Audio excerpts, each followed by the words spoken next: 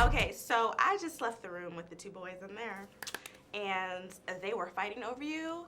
See, I just so happened to ask the question. I was like, the ladies are going to be watching this or whatever, and they were like, one of them, Ethan was like, well, I'm all about Jordin Sparks. And then Skylar was like, that's my girl, and they were fighting over you. So I love them so much. Yeah. Oh my gosh. They're all about you. I grew very attached to them working with them. And this is my second film that I've ever done. So while I was doing all the Sparkle press, I was filming this. Oh. And it was really fun to work with them. I wasn't nervous or anything because I love kids. And I knew that, it's going to be a shorter work schedule. So I was like, hey, all my scenes are with them. So I got a short day. You know what I mean? Yes.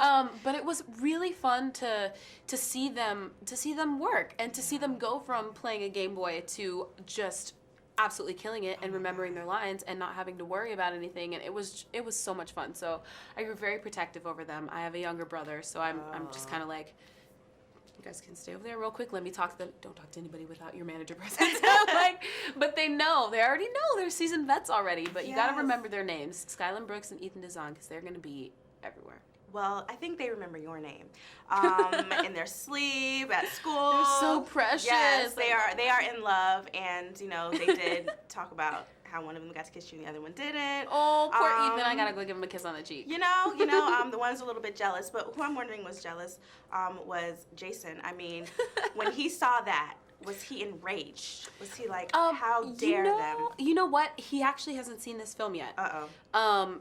And I just saw it last night, so I didn't even know which kiss they were going to use because we had to do multiple takes because it couldn't be a smush kiss and it couldn't be a peck because it's such a fragile moment in the story that it had to be perfect. And I was really nervous because he's a kid and I'm sure he hasn't done that before, and he was nervous, so we avoided it until we had to do it.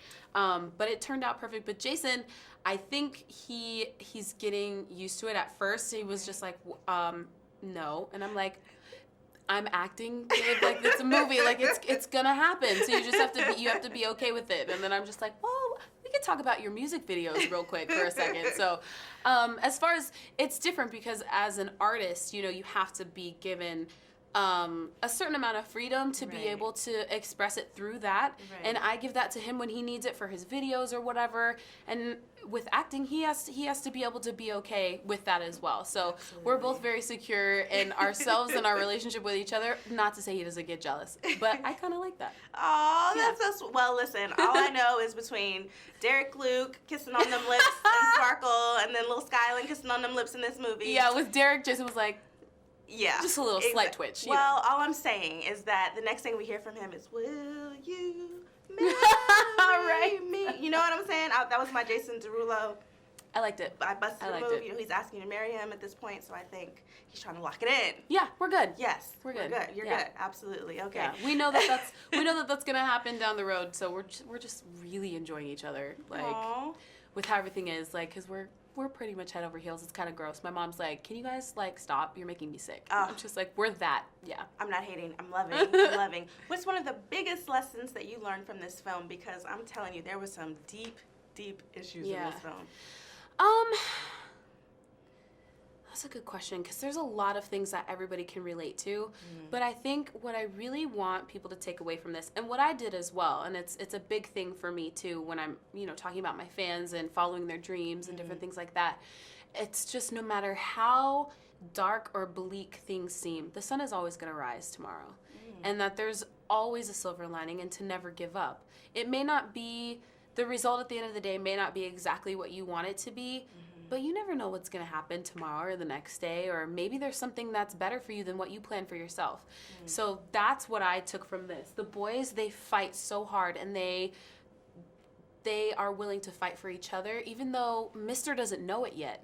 He doesn't know until the end of the film that he's willing to do anything for Pete to get him out of that group home. And he doesn't know how strong he is either to survive a whole summer. That when Alice at the end is like, how did you do this all summer? And it's really incredible to be able to see that. And everybody can relate to feeling hopeless.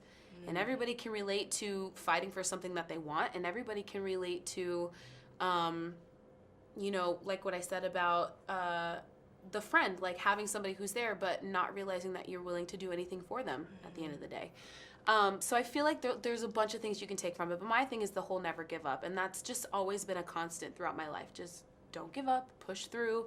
You can do it. Just push through, no matter how crazy things are, no matter what anybody says. You just gotta keep moving. Just keep it moving. Absolutely. Yeah. Thank you so much. You're such an inspiration to so many people. Thank you. So congratulations.